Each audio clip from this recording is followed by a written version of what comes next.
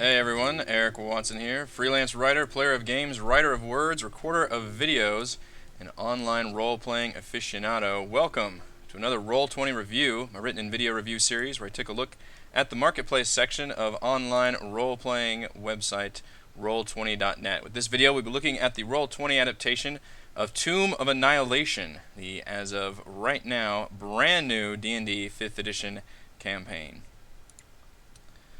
Switch over to here. Tomb of Annihilation takes place in the remote jungle region of Chult. Every 5th edition campaign evokes a certain theme or setting. Tomb of Annihilation is your Indiana Jones and Tomb Raider theme, full of crumbling ruins, rampaging dinosaurs, forgotten treasures, and devious puzzle traps. The primary inspiration for the adventure lies with the classic killer dungeon Tomb of Horrors. The main plot tasks players with investigating the Soulmonger, device that's capturing souls across Faerun, which is a major problem for those who have been resurrected, find themselves literally falling apart. Players must explore Chult to discover the ancient city of Omu, beneath which lies the Tomb of the Nine Gods. The demi-lich Acererak is nursing a dark god by feeding its souls. It's a fairly open-world adventure with a limited region. Kind of feels like a unique compromise between Storm King's Thunder's grandiose, world-spanning adventure and Curse of Strahd's more structured approach. Like most of the 5e campaigns, it is designed to start player characters at level 1 and bring them to around 11th level by the end. Now, usually in my Roll20 reviews, I focus primarily on the module itself. With this review, I will include some additional critique and commentary on the Tomb of Annihilation adventure, since it's launching today on Roll20 and Fantasy Grounds, and in about 2 weeks, September 19th, in print form. So, what do you get in the $49.95 Roll20 Tomb of Annihilation package? You get 21 5-foot battle maps, 5-foot grid battle maps with dynamic lighting for Roll20 subscribers. You get 3 10-foot grid battle maps with 5-foot subdivisions, also with dynamic lighting, tokens, and all that. 2 non-gridded but properly measured city maps. 2 overland maps of Chult, 1 for DMs and 1 for players. 3 interactive puzzle maps, which we'll look at those later on. 2 token pages, one of which is organized by all the random encounters you'll have. The actual Tomb of Annihilation adventure divided into 5 chapters in the journal. Over 50 player handouts and pictures, not including NPC pictures for each NPC, 55 unique named NPCs with draggable tokens and player handouts, over 100 monsters with draggable tokens and player handouts, over 50 magic item handouts, 32 of which have pictures, over 20 supplemental rules from the Dungeon Master's Guide, and the searchable database courtesy of the Standard Rules document for 5th edition. That is a lot of content. We're going to look at the journal first, and we'll go over the adventure chapter by chapter. It starts with the initial Start Here section, where you'll find some helpful notes. There's rules specifically that Roll20 provides about the way dynamic lighting works, how to create a macro for NPC initiatives, note about rollable tokens, which, by the way, this is actually going to be in my error section because this is straight up copy-pasted from Curse of Strahd, complete with the names and links to Curse of Strahd. But that's how you, the switching token things, which I'll also go over later. And a nice summary of the battle maps, which is a really helpful guide to have and kind of tells you what all maps have to be adjusted and which ones are just working as intended. By the way, Tomb of Annihilation is the most virtual tabletop-friendly campaign I have seen yet, in that almost every single map is a 5-foot grid map. Hallelujah! This is amazing. There's very few that are 10 feet that have to be subdivided, and only 2 city maps that don't have grids at all. But otherwise, they're all 5-foot maps, which is amazing and helps make Tomb of Annihilation a very, very easier, less headachy, pain-in-the-ass adventure to run from a purely like tactical battlefield standpoint. Very nice. Other in the Start Here section, you'll find a Dramatis Personae, which has your cast of characters, all your named NPCs, basically. Notes on Acererak, who he is, his history, and an introduction, and starting the adventure section. Now, I kind of wished that these were actually subdivided a bit more. This has large sections on the way the adventure wants you to start, using this character of Syndra Sylvain. abbreviations for things, just kind of helpful notes to know how the death curse works if you want to actually run it as a meat grinder. The way that characters can actually permanently die in this adventure, because that's part of the campaign storyline, as well as the way character advancement should work. All of that is in this one section, and it's all very important information to have. Welcome to Chult also provides background information on weather, the region, the native races. This is all stuff the DM needs to read before you even start thinking about the adventure, and you can check back to as you need to. But I kind of there's a lot. I mean, look at the size of the scroll bar. There's a lot of stuff here, but I kind of wish this was subdivided a little further into little mini sections, so you could, like, if I want to be like, oh man, where was the death curse information again? Then you just kind of have to hunt and pick, like, oh yeah, it was an introduction. Alright, so let's go to Chapter 1, Port NYANZARU, and I will show you the most of the maps, as well as token pages and whatnot, as we go along, but we're just going to jump to the city map for now. Zoom in a little bit. So Port NYANZARU is basically Chult's Tristram. It is your friendly hub city where the adventure starts, designed for, it says it's designed for level 1, although I'll go into level disparities in the adventure later on. But these city maps are gorgeous. They're just amazing looking. This is a very, very big city too.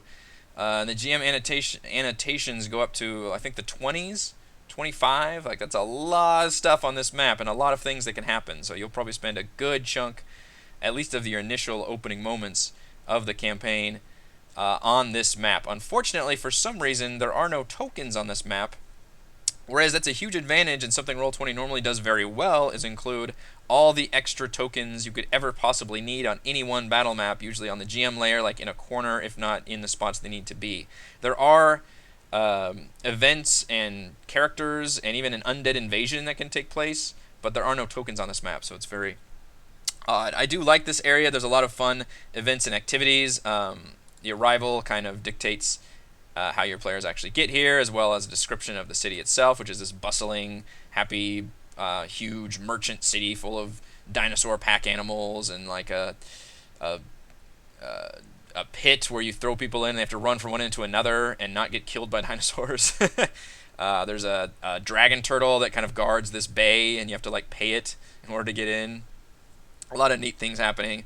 It's all included in this locations in the city area, which all of these have a nice DM map for you to look at as the DM, and then everything is annotated so you can find what number corresponds with what area, all these different locations and the things that you can find there. Now, it is separated with things to do as well as side quests, which is where a bulk of your initial stuff will happen. I really like the way this is set up from an adventure standpoint. One of my favorite things from Out of the Abyss, which was another 5th edition campaign, was that you could start with a just retinue of fellow NPC prisoners, and those would be just your helpers throughout that initial part of that campaign. And they all had really cool personalities and diversity and their own agendas and secrets, and they kind of do that here with the guides. Your main purpose in Chapter 1 is to learn as much as you can about Chult, and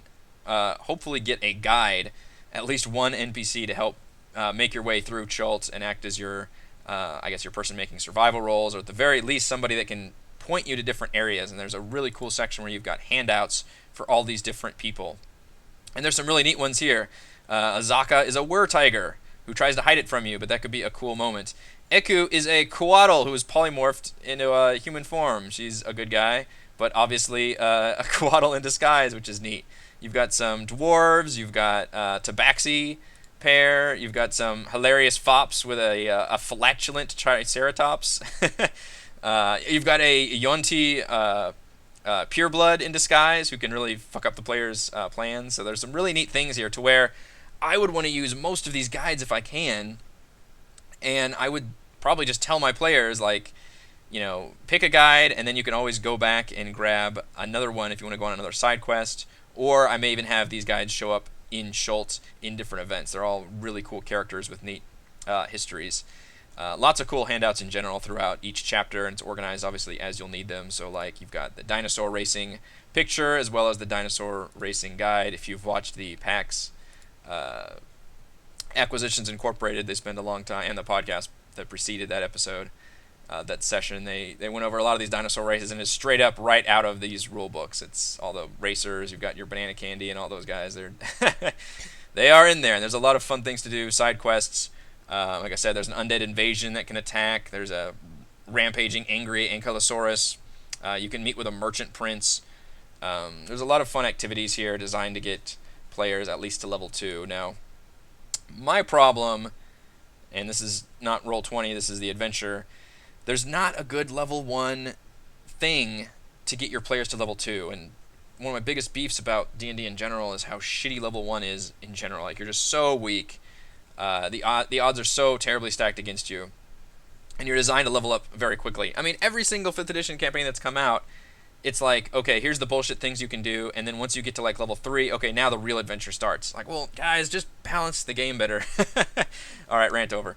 But there's nothing like Curse of Strahd had the Death House, which is really cool. Storm King's Thunder has Nightstone, which is okay. Prince of the Apocalypse had just a bunch of bullshit random events you could do around Red Larch. There's nothing like that in here. It's just, hey, there's some side quests you can go on, but it's more like role-playing. There's no like singular dungeon or anything to do. It's just you're supposed to do all these little activities, and then hopefully you just kind of reach level 2 before you get out to the jungle. What I would propose, and another problem with the way that your players end up in Port NYANZARU, is your benefactor, that Sylvain character, who's an adventurer who's wasting away because of the Soulmonger, just teleports your players to this port city, and then, okay, you're here, now you begin your adventure. That's so lame. And I'm not saying you have to concoct a whole Odyssey pre-adventure, but I think having to get to Chult via a ship could potentially have some cool encounters in there, and also get your players from level 1 to like at least level 2. And I believe the adventure is scaled. Let's see, where is that? Introduction? Adventure summary. Character advancement. So you're designed for the Land of Chult, can even be first level, but you're designed to get to at least 5th level before you get to Omu. And the entire main plot of the adventure is essentially to get to this lost city of Omu, and then to get to the underground tomb, which is based on Tomb of Horrors, but is Tomb of the Nine Gods. That's basically the main plot. Find Omu, get down to the tomb, defeat Acererak. And it's incredibly open-ended from there, and we'll go into that with Chapter 2, but its levels can be a little tricky. I don't like the fact that you teleport there. I don't like the fact that there's no kind of level 1 thing to introduce you to Chult, and there's no tokens on this map. But it's a really nice map. It's annotated really well, and I believe the measurement is correct, which they do that on this city map and Omu. So if you wanted to actually put tokens on this map and have like the undead invade, I believe it's down here at Malar's throat, you can actually use the measurement tool to measure the appropriate distances. You'll just have to fudge the kind of movement and distance a little bit. So that is Chapter 1, which has a ton of information, and essentially your characters are basically gaining side quests and learning as much about Chult before moving on to the Land of Chult in Chapter 2. So now we'll go over to the actual map of Chult. We need to zoom in quite a bit. Alright, here is map of Chult. Let's zoom in a little more. Alright, so you can Port NYANZARU is up here in the north in the Bay of Chult. Essentially, your players will be going north to south, which I thought initially when they announced it this was a island, but is in fact a peninsula. But really, you're just needing this section right here. Omu is down here. This is your goal, is to get to Omu. This is the end game. Kind of mid to end game, I guess, because you actually have a ton to do in Omu. But essentially, this is the entire Chapter 2, is the world of Chult, which is a little overwhelming, and the amount of encounters here is overwhelming as well. What Roll20 does really well, that I love, is a separate player map of Chult. You can see here, obviously, this has all the information on it that you do not want your players to have. I mean, obviously, like I said, the main plot is to find Omu. You do not know where Omu is. You do not know where most of these things are.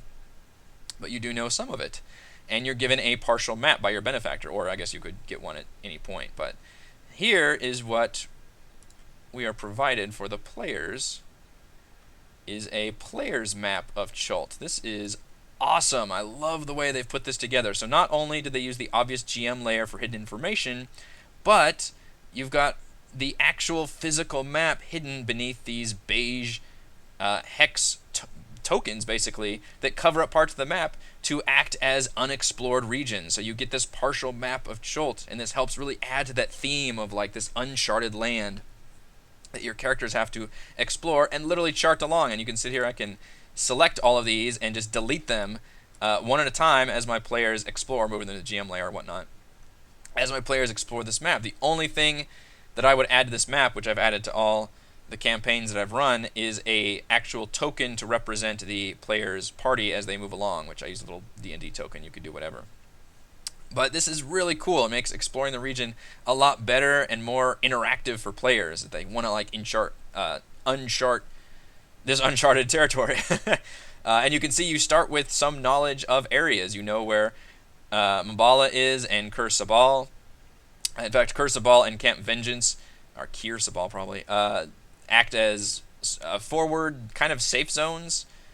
You could certainly fight people there if you wanted to. Kir Sabal is the Aarakocra town, if you call it that, and Camp Vengeance is basically a forward fortress. I believe it's the Order of the Gauntlet. But you know some of these areas initially as you explore, and then they can lead to other areas as your characters continue to explore, which is really nice. I love this map. And I also love the interactive puzzle maps, which we will get to later on. But Chapter 2, you can see, covers all of these locations. And there are a bunch here. Probably too much for us to go over now. But there's a lot of really fun variety.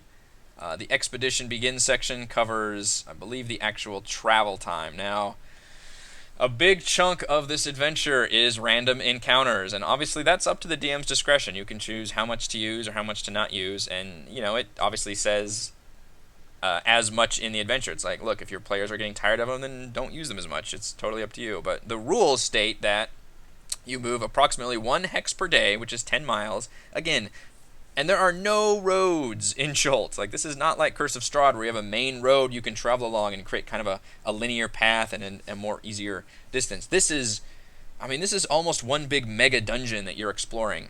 There's not a whole lot of safe zones. It is all encounters. You move 1 hex a day, which is 10 miles, and then you roll for an encounter 3 times a day on a d20, and you get an encounter on 16 or higher. That's a 25% chance. That feels like a lot of encounters. And they're not necessarily all violent. Like, they could just be like, you come across, a non-hostile herbivore just eating. Like, that's technically an encounter, which is fine. So I like that they're not all just like, a group of velociraptors just maul you. That totally is one of them, though. And that, you can see here, the hyperlink stuff works really well, as they do in all their adventures. So you can easily open up to go to wilderness encounters, and that's got all the rules for that. One nice thing that the Tomb of Annihilation does is separate them by region, so you'll have region-appropriate encounters, depending on if your players are exploring a swamp, or mountains, or an undead region, which is denoted by these skull and crossbones, because undead is a major problem in Chult, as if you didn't already have enough dangers around. And you essentially roll it, and you roll a d100, and that's what you end up with. And I would very recommend you try to roll as many encounters as you can and script them initially, because even though they provide some cool features here, which I'll go over in a second, it still is, that's going to be overwhelming to try to put together that big of a variety of encounters. That is insanity. I mean, look at this. It's crazy. There's a lot here. Any kind of creatures or creatures that can be run into other creatures, hostile stuff. You can find just random treasure laying around. I mean, that is a big chunk of the adventure. Although, like I said, it's just up to you how much you want to use it or not use it. But there are a lot of tokens, and thankfully, I believe they do this with Storm King's Thunder. They include all the tokens on a single page. You can easily copy-paste as you need it. These tokens are all linked to their character sheet, as well as having average hit points and armor class already built in. I like to roll for hit points for all my creatures, but if you need a quick creature to jump on the map, this is by far the way to do it.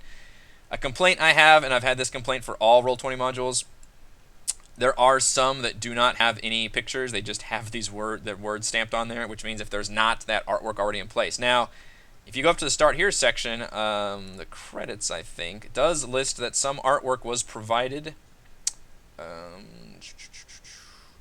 Brass Badger Workshop provided Roll20 specific artwork for the following tokens. So they do offer extra artwork that's not actually official D&D artwork, which is nice. But it's mostly more for generic animals and not so much for certain unique creatures like a wine weird instead of a water weird. There's this assassin vine, and then there's actual named creatures, which for the named creatures, I mean, just use the generic token. That's fine. Like for Droofy, wherever Droofy was up here, for a Frost Giant, just use a Frost Giant token. That's fine. I'm not going to use the one that just has the name printed on it.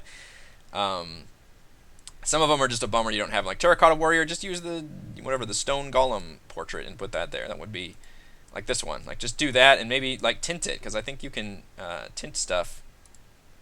You can tint the actual token. So there's solutions you can use without having to use a different artwork, and this is not the best one to use. But I like having this token page. I really like having this page, which is all the tokens by random encounters, and it even has a little note for DMs that say, hey, if you roll this random encounter, it's 1 salamander and 1d6 fire snakes. Copy that, paste it, and then roll for your fire snakes as you need them and make more of those. So that's a really cool benefit they offer, is there's a massive amount of random encounters here, and this helps alleviate some of those insane concerns. If we go over locations, I believe there are 14 locations here that are given their own detailed entry with DM map. And you can see here, so you've got your DM map here, and then obviously there's a map you can switch to, but this has keyed locations that explain what everything is. It's got your little hyperlink. Let's look at some of the more interesting ones as an example. Let's do Firefinger. So this is a giant spire, which is neat. That is the top of which is 300 feet off the ground.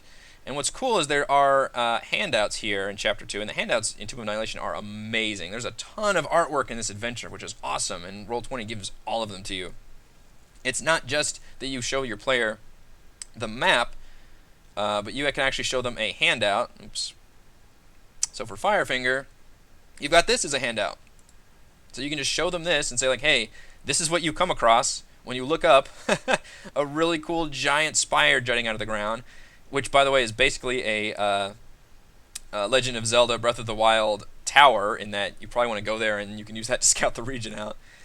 And then it's obviously the dungeon itself is here as a battle map, and it's this particular one's divided up into different sections. And one thing I love is when dungeons have a cool design that's not just a grid paper, move room to room and kill the bad guys. This one is awesome. You have to go in and out of this giant spire, and your foes are Pteranodon people, Terrafolk, who could potentially make this a disaster by just knocking your people off of your players off this ledge. So it's hard to know what kind of level this is in terms of difficulty, because your biggest difficulty is going to be gravity. So Firefinger is a neat location. You've got I like the way the pirate ships are done. There's a side quest involved taking out the 3 different pirate ship crews. And one thing Roll20 does really well is give you all the possible tokens you'll need. I believe this map is from the Dungeon Master's Guide. I'm not sure if it's actually in the Tomb of Annihilation printed map or not. That book is not out yet. I do not have access to that book yet. Just purely on the Roll20 module. But this ship, for ship combat, if you actually meet the pirate ship out on the waters, and there's 3 different pirate crews, so you could just grab all these guys, put them on the ship as you need to, which is really nice that they have all these different things on here. Although you would have to finagle it if you actually had your ship and go ship-to-ship combat, because this is just the lower part of the ship, so you'd have to somehow like copy and paste that, assuming your characters aren't like swimming up to the ship or something. And more piratey goodness at the Jahaka Anchorage is a cool map. This is your classic pirate cove, where you can meet one of the 3 pirate ship crews are currently stationed here at all times. You can just decide which one you like the best. Otherwise, it's just these couple crewmates on here, which is neat. As far as I'm aware, and I've not like meticulously gone through, but dynamic lighting looks like it's working well for all these different areas. For some reason, we did blue and orange instead of red and green. I don't know why, but whatever, it doesn't matter what the color is. Your players don't see that part. But for the most part, it looks like it is done. And I'll keep mentioning this complaint until we ever see a change, but I don't like that they never use a door token. They just use the white default rectangles. There's so many cool doors on Roll20. You can use doors. Doors are good. I would always drop doors into my campaign. I think it looks better. You've got access to them. Use them. What else is nifty? The wreck of the Star Goddess is an airship, a crashed airship your players can find and potentially rescue the crewmates from gorilla zombies that attack it. This is a kind of a bizarre map because it's supposed to be, it looks like a top-down because you can see the tree trunks. But these are also different elevation if you look at the written description, and they're not. There's usually a GM note whenever elevation changes are used within a map, and there's none here. So I don't know if that's just an oversight or what happened, but there should be little notes that one of these is like 15 feet higher than another, for example. Interesting scenario where you could rescue people, although you're still in the middle of the jungle, so I'm not sure how much of a rescue that actually is. One of my favorites is actually pretty far south near Omu, so I think it's supposed to be a later dungeon. Wormheart Mine, which is a mine cart. You can literally take a spiraling like mine cart roller coaster all the way down the 3 levels of this mine down to the bottom of a red dragon lair named Tinder. To Zandalore, I believe, but the kobolds call her Tinder. Just a really cool concept, and Roll20 actually provides, I believe, and this actually connects to another dungeon, a forge full of fire newts called Rockhammer. Yep, there's a little minecart token up here, so your players can literally ride a little minecart. Whee! It's kind of a pain in Roll20 to like turn things along, so you'd kind of have to fudge that a little bit, but I still think this could be a really fun area. And I mean, who's not going to jump in a minecart and reenact like some, what is that? Indiana Jones and the Temple of Doom, I believe, had the minecart ride, which is really cool. And all of these, as I mentioned in the beginning, 5-foot maps, which are amazing. Very few 10-footers, almost all 5-foot maps, which makes this one of just the best adaptations, one of the best adventures to run through Roll20. All the pictures you could possibly want in here. Cool pictures of statues that are used. Drungrunglung, we can look at that one, is a giant frog worshipping people at a statue in the middle of a maze. Where are you? Drungrunglung, which seems like it's more an opportunity for a cool role-playing scenario where you try to trick the frog chieftain into believing that his goddess is actually speaking to him. Otherwise, they all probably kill you. But yeah, there's a little nifty maze here, which seems kind of tricky to use on a map since you're supposed to roll to see if you get lost instead of actually, like, I guess you could still physically move around. But this is just a really neat area. Like, you've got a giant statue in the middle of this cool giant maze. Let's probably jump ahead to Chapter 3. So Chapter 2 is just everything. I mean, just everything is included. It's monstrously overwhelming and probably the bulk of the adventure. For random battles, there is a random battle map included. Now, this is a little better than a blank white page. It is still a blank page, but they at least put kind of a nice textured background on here. It looks like a coffee-stained piece of paper. So I appreciate that some extra effort was given. And if you're actually going to run Tomb of Annihilation, I mean, if I were going to run it, and I'm 90% leaning towards making this our next adventure, I would look for about half a dozen random encounter maps to use, like mostly jungle, maybe some river, and just repurpose those as needed. But I would have some actual maps to use rather than just this. And unfortunately, there are some major areas, let's go back to the map, that aren't mapped. And this is just, Wizards does not map every single location that's used in these bigger adventures. It's just not going to happen. But you've got Mumbala or Alunga.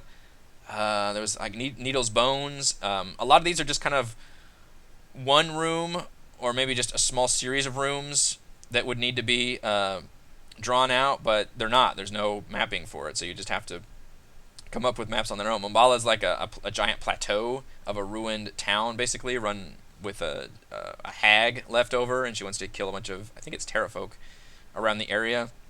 Oralunga has a guardian naga at the top of a ziggurat, and I don't think there's even a handout for that, which is weird. It seems like such a cool area, and you're supposed to pass all these like checkpoints and do different tasks to get to reach that person that tells you some really useful information. So it's odd that there's not stuff for every. I mean, there's a lot of content here. I wouldn't say there's missing any, but it's a shame that there's not quite covering all the major areas that you would need. Alright, Chapter 3 is once your players finally figure out where Omu is and reach it. So that's the main plot of the adventure. Your players need to find Omu, learn the Soulmonger, what it is, where it is, which is in Omu. You have to travel there, get there, and then the rest of the adventure is just plunging the underground depths of Omu, which includes 2 separate dungeons, one of which is the titular Tomb of Annihilation, which is 6 levels deep. So I say late game, but honestly it might be more like mid to late game, because I think you would spend a lot of time here, and there's a lot of good information about Omu. Let's switch over to that map. And it's a really cool city map. The 2 city maps are amazing. Port NYANZARU is just great looking, even though there's no tokens on there. Omu is absolutely amazing. The Forbidden City. This is your classic like ruined city you're exploring, but this is an awesome map. God, I love the artwork here. Mike Schley, I believe, did all the artwork for the maps, and you can't get better than this. Now, there are tokens on this map, thankfully, because there are definitely encounters. This map is not gridded, but it is properly measured. So distance is a thing here. So there's like 200 feet from these stairs to this amphitheater, where the King of Feathers, this giant Tyrannosaurus Rex, which was featured in the Acquisitions Incorporated episode, makes his lair here. There are multiple areas. There's a whole section of kobolds that camps out here, and actually has a cellar underground, which is unfortunately not mapped, where the kobolds hang out. The Fane of the Night Serpent is a whole Yuan-Ti city, which actually is Chapter 4, which I'll get into that later.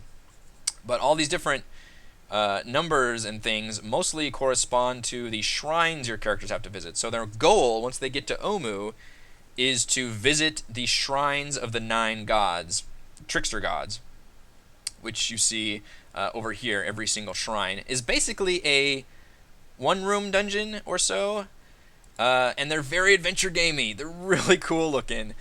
Very few of them are like you have to kill things. Most of them are like you have to solve this puzzle, and one of them is literally like you have to, when you pick up the cube, if you don't put an equal weight on there at like the beginning of Raiders of the Lost Ark, then the cube sinks in and bad things happen. Like there's so many like poison dart traps or gas filling the room, just all those really classic, awesome, devious puzzle traps. Your players have to be incredibly observant, or they will take so much damage. In fact, by the end of this adventure, your players will never trust you again. They'll never want to walk anywhere. The dungeon, which we'll go over in a second, the Tomb of the 9 Gods, is horrifyingly delicious. But I like this. And any of the shrines are on a separate map. And you can see here, you're supposed to gather all the puzzle cubes, which are all given their own handout. But the Shrine of the 9 Gods are all on Omu, but once they reach them, there actually takes place on this separate map, thankfully, which are, again, the 5-foot grid maps. And they're all separated by dynamic lighting. You don't have to worry about your players seeing the other maps. But you can just, essentially, you'd constantly go back and forth between Omu and this map as your players search around. And it's the cool real-time story thing that happens is there's a group of red wizards of Thay that are also hunting. They're also supposed to trying to get into the Tomb of the 9 Gods and essentially wrest control of the Soulmonger for themselves. And they actually, in the story, they're supposed to get, I think, at least 2 of the puzzle cubes, which means you come across a shrine and it's already been trapped. It's already been sprung and the puzzle cube's gone. So that's a cool confrontation with those guys. And then for the last shrine, your players, Raz Nisi, the Yuan-Ti warlord, who has quite the checkered villainous past. I believe he was also responsible for unleashing all the undead on Schult. You have to follow him into the Fane of the Night Serpent, and that begins Chapter 4. But these shrines are so much fun, and this is where we start getting into the puzzle floors, which I want to give a special nod to, and riddles, clues. I mean, this is a really cool, very like King's Quest almost style puzzle. It's got this plaque, and then you get this puzzle key, and you have to fit which there's not, unfortunately, a good way of doing this on Roll20, but you're supposed to be able to fit these letters onto this key, and that reveals the solution to the puzzle, which is really neat. There's a floor puzzle. Apparently, this Aegean god really liked their floor puzzles because there's multiple ones. And this one, not only do you get it as a handout, but it's actually a separate floor plan, like here. And so you can actually take your players' tokens and move them along this floor plan. And if they trigger a wrong step, then you can slap them on the wrist with probably some good old-fashioned poison darts. So I really like that that's an option. So Chapter 3 looks really fun, both with this from a story perspective, with the red wizards there, and just the giant city is neat. There's a lot of fun things to do. All these puzzle shrines offer a lot of cool things. And then Chapter 4 is almost a weird... It doesn't quite feel like padding, because I do think you should have to confront the Yuan-Ti at some point, but it's odd that, like, oh, your last shrine is not there. You have to go into this whole other giant dungeon to retrieve it. But a cool thing is that it is designed more from a story standpoint. Let's switch over to the Fane of the Night Serpent. So it's the most traditionally designed dungeon, especially coming from someone that ran Princes of the Apocalypse, and which had a bunch of mostly traditional dungeons. And by traditional, I mean room to room fighting people. This is that dungeon, but you're supposed to come to it either as prisoners, if the Yuan-Ti capture you on Omu, or you can try to disguise yourselves as Yuan-Ti purebloods and do the classic, like Star Wars, like put the non-humans in handcuffs and march them through, because that is apparently a solution to getting into this dungeon. But either way, you're not supposed to just assault this dungeon. You're supposed to get in and play it more from a role-playing standpoint, which is the schemes of the Yuan-Ti and prisoners of the Yuan-Ti. Sections of the journal kind of help work you through how you're supposed to handle, because there's a lot of like characters you can just talk to and get around, and I think so potentially it has a lot more interesting to run this dungeon than just fighting things. And I would definitely emphasize to players, you know, if they're not wanting to do the disguise thing, then I would probably capture them, and players don't like that at all. They don't like being disempowered, because D&D is normally such an empowering thing, like almost every video game. That's the concept of RPGs, is you gain power and you get more powerful, and you overcome all these challenges, and to capture your prisoners is, ooh, that's a tricky thing to pull off. But I think it could be worth it from a pure role-playing standpoint. It could potentially be really fun. Otherwise, it's kind of just a weird holdover until you gain the last puzzle cube, you get out of the Fane, go back into Omu, and then find the entrance to the Tomb of the Nine Gods, which begins Chapter 5. Now, the Tomb of the Nine Gods honestly rivals Castle Ravenloft in sheer endgame dungeon size and breadth, and it is 6 full 5-grid battle maps, and it is just filled with amazing scenarios and traps. One of my favorite parts is just the entrance. It has a false entrance, which is brilliant. Like the one you walk up to, if you try to do it, essentially a stone block shuts and gas starts pumping out and just fucking kills everyone. To do it the right way, you have to enter in this. You have to get into the false entrance through the trees over here. And it has one of my favorite traps. Right when you walk in the first door, the second door. So the first door closes. There's another door in front of you, which is this one right here. And immediately this, I think it's like a sandglass or something, comes out and starts ticking. Let's see, where's Chapter 5? Level 1, Rotten Halls. And we're at 4. I'm just going to go over this because it's really great. Second puzzle door. Okay, so the skull's jaws creak open. A skeletal hand holding a crystal hourglass-style timer emerges. And with a click, the timer rotates and sands trickle into its lower globe. And literally, it tells the DM, it's like, all right, count down to 10. Let the players tell you what, if anything, their characters do. And by the way, a lever is available. There's a lever sitting like right by the door. That's it. So there's just, you're sitting there as a DM going 10, 9, 8, and your players are just panicking. If they pull the lever, then the pit trap opens up. They fall down. They take falling damage and spike damage and poison damage. The person that pulled the lever can actually hold on to the lever with a... where is that? It's a check they can roll to try to hang on.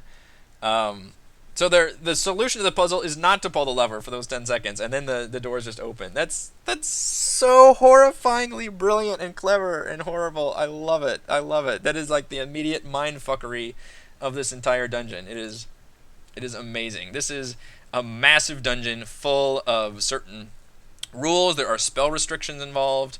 There's notes on the entire history of the tomb, how Sararak constructed it. There's tombs of the 9 gods which act as their own mini, kind of similar to the shrines, where they are mini little puzzles you have to solve, and you get a magic item of that god. And the gods can inhabit your characters when that happens. So you get literally their spirit inhabits them, which they gain a new flaw, which could be an interesting role-playing thing, and a huge power. Like your tech score becomes 23. That's insane. And there's 9 of them. And there's DM notes for each level. Like if you enter this room, if your player is inhabited by this god, then they give you this kind of clue and information, which is really cool. And a big part of the Tomb of Horrors and again Tomb of the 9 gods is you get all these riddles and clues in order to solve these really devious puzzles. And it's awesome that we've got these as handouts to give to your players. I believe there's 4 of these in total found on the various different levels. Another thing it has is skeleton keys, which are literally statted as creatures, but they're these little keys that run away from you, and you have to capture them because you need all 6 skeleton keys to essentially unlock the final boss chamber, which is very Zelda-like of them. I love that. This dungeon is fantastic. I can't go over it in too much detail because we're already getting well beyond my usual 30-minute time. There's a beholder in here. There's an aboleth in here. The whole thing is like a haunted house, literally run behind the scenes by a bunch of tomb dwarves and a leader led by a wight named Withers. It's like a hilarious butler. You can see all the skull icons. So an interesting thing is the skeleton keys aren't designed to be in any one place. They're actually up to the DM on where you want to put them. And that could make for a really cool development on where the players are, and also getting them from one room to another. Your players need these skeleton keys, and it could be your skeleton key runs off into a place where they don't want to go, but they need that key. Just going through real quick on all of them. Vault of Reflection. I believe this is the one with the beholder in it. Yes. This one up here, I think this is Ilgen's tomb.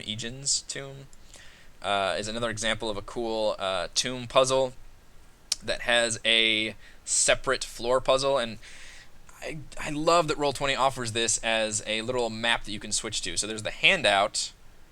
Where's our handout? Egan's floor puzzle. Revolving door. Nope, that's not it. I thought there was a handout. Where are we? 35B puzzle floor. Okay, so we've got the puzzle door solution, and there's just so much here. It's honestly pretty hard to keep up with what all information you have. Hieroglyphic floor handout. Okay, there it is. So yeah, you've got this as a handout, but you also have it as a map you can switch to allow your players to actually put their tokens on here and move place to place. The red line is obviously on the GM layer to help you remember what the correct solution is. The only weird thing is there's no way for Roll20 to put players on different maps, so everybody would just watch the one person, assuming there's only one person traversing the map. But still, it's really cool the way this is set up. And by the way, if your player steps on a wrong tile in this one, the sphinxes open their mouths and pour out swarms of locusts that just devour your player. And it straight up says in the description, like, if they kill the player with this attack, there is nothing left of the player. They're just deadsies. So yikes, that's kind of terrible. I would be worried about my player's life. I think, especially with modern day, the way the modern role-playing games are set, not so much about permadeath anymore. It's more of an MMORPG where it's like you constantly gain power and you're with that character throughout its career. And I think that could be an interesting discussion between DMs and players, how they feel about character death, but it's something you definitely want to bring up because Tomb of Annihilation is not only is this tomb designed to kill players, but with the way the Soulmonger is set up, they can't be resurrected either. There's one interesting thing where you can go to that hag at Mimbala if you don't kill her, and she can actually turn a body into essentially a zombie that still has their personality and stuff. I guess you'd become like a white or something at that point. And that may be a cool twist for a player, but for the most part, you just need to discuss to your players like, look, what are our death rules going to be here? Like, is there just not death not going to happen? Because it feels weird to kill a 10th level player and then the adventure just says, well, I mean, they could find another, there could be another adventure in the tomb somewhere and they make sure they're the same level. Well, who's going to want to lose their 10th level player they've been cultivating for months and then play this random 10th level player? So I don't know. It's one thing to like die during the final battle or something, but actively killing a player during the campaign feels crazy. But who knows? Some players might be super into that.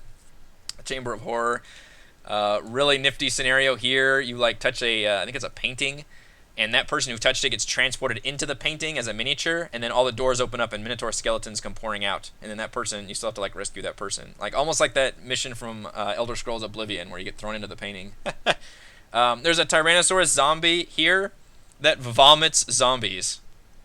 That's amazing. That is incredible.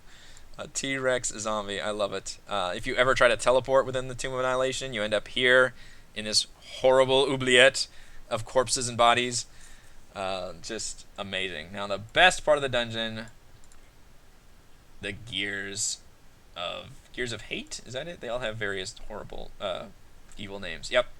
This is your Myst-style puzzle and section, and Roll20 does a really cool interactive thing. So there's a control panel over here that's literally just straight out of Myst. There's buttons and levers, you have no idea what they do, and then you get this little map of configurations.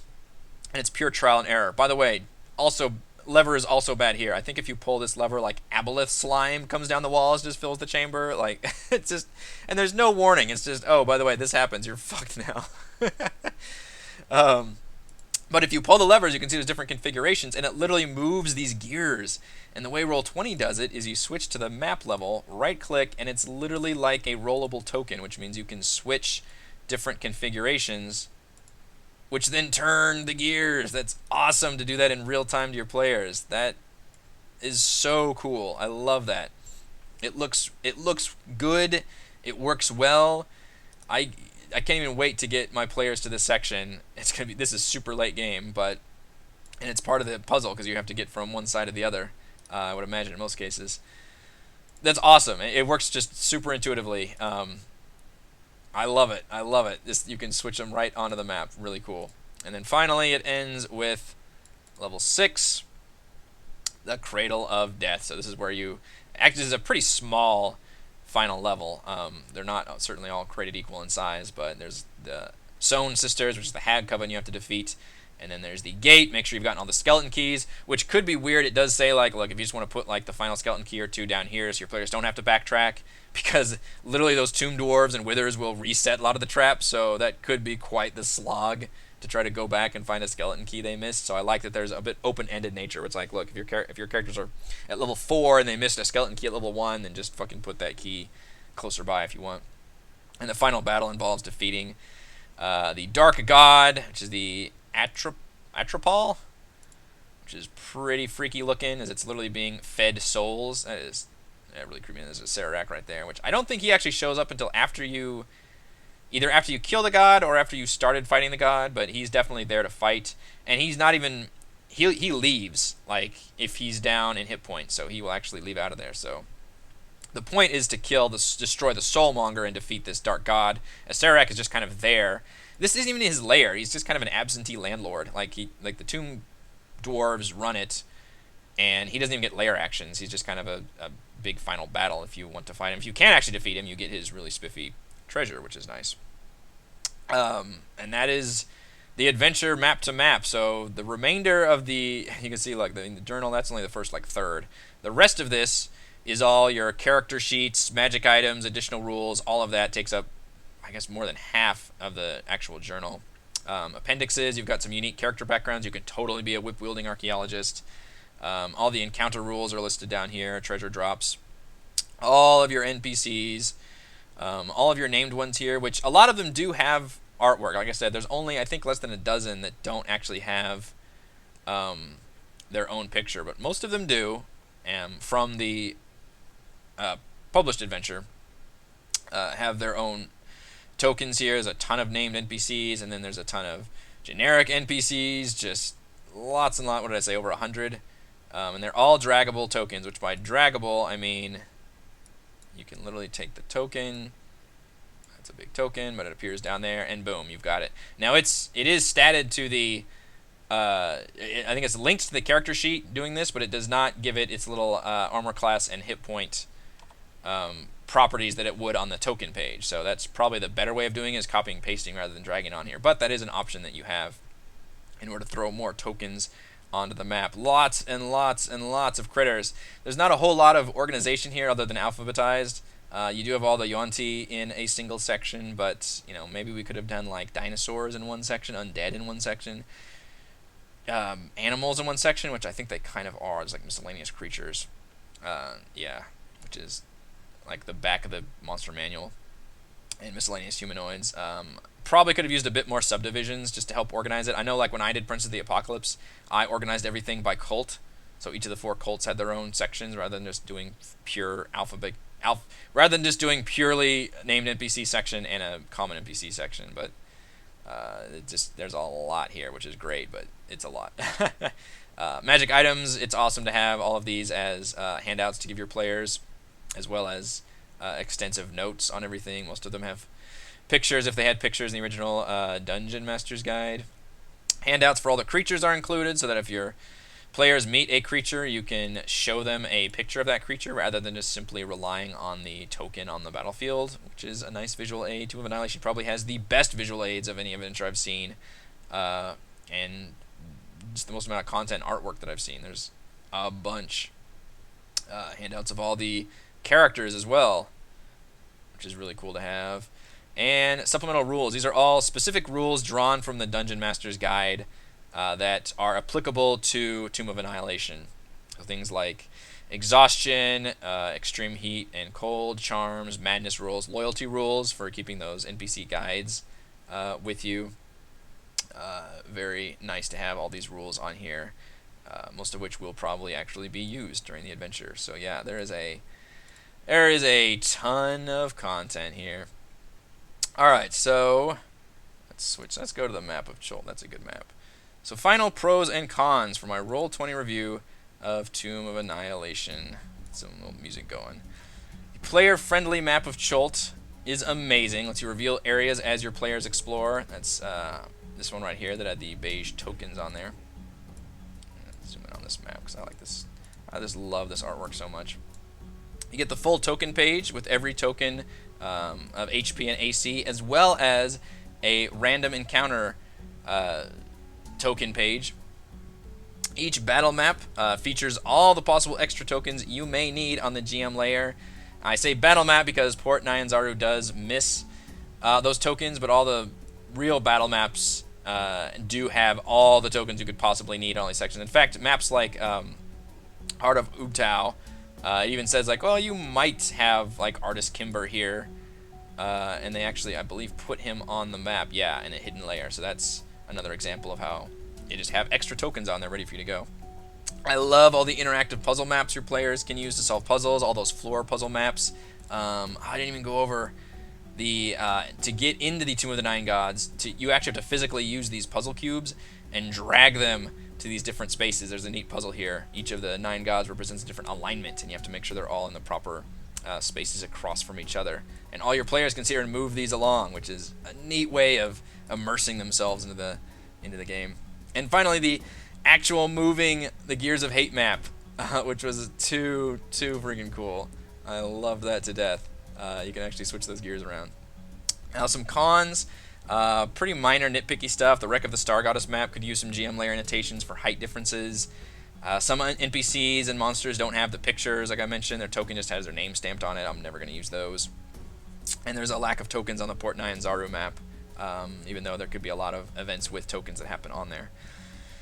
Errors. The only ones I've found, the Roll20 note about rollable tokens is just copy-pasted from Strahd. And then there are a few words that are supposed to be hyperlinked that are just kind of bracketed without the hyperlinks. They're just kind of missing that. But I think I'm pretty sure I found less than a dozen of those within all of this information, which is, I think, 500 or 600 pages in the final printed book. Like, it's pretty massive. Final verdict on Tomb of Annihilation. This is the most Roll20 friendly D&D 5e adventure to date, and the module provides most of the content and some nifty extra features to take your players on a memorable rumble in the jungle. Thank you for everyone for watching this video review. You can see my written review at roguewatson.com, and you can follow our own D&D adventures here on my YouTube channel. Thank you.